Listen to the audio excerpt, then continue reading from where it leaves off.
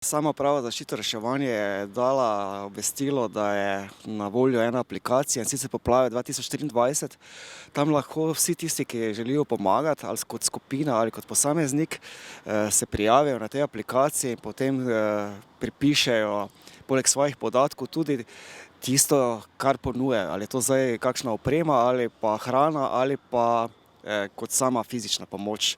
Tako da potem ta regijski štab civilne zaščite Notranjske, oni potem dejansko imajo nalogo koordiniranja te pomoči in oni tudi stopajo v kontakt s temi ljudmi oziroma skupinami in potem oni dobijo tudi od tega regijskega štaba delovni nalog, ki jih napotijo potem na točno določeno mesto na poplavnih območjih.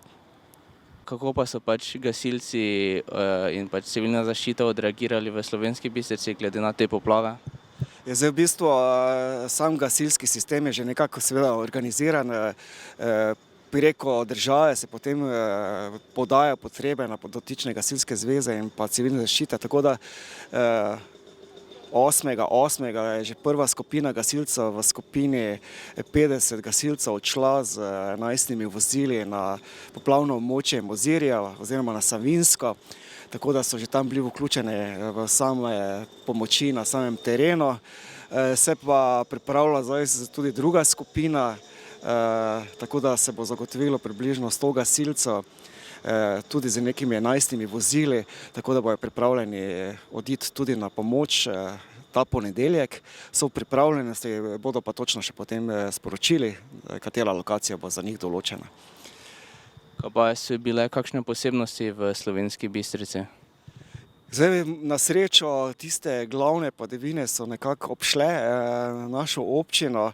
Sicer smo mi bili pripravljeni na te poplave, napolnili smo preko 1300 protipoplavnih vreč, 600 vreč smo izstavili, bi rekel, krajanom za potrebe v primeru, da bi bile dejansko poplave. Sicer pa so pa nas seveda prizadeli plazovi, tako da imamo sedaj 7 novih plazov.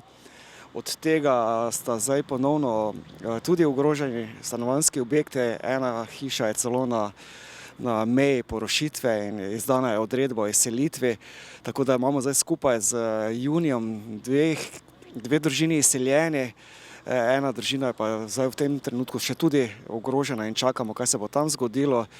Tako da ja, s plazovi je pa kar nekaj težav na našem območju.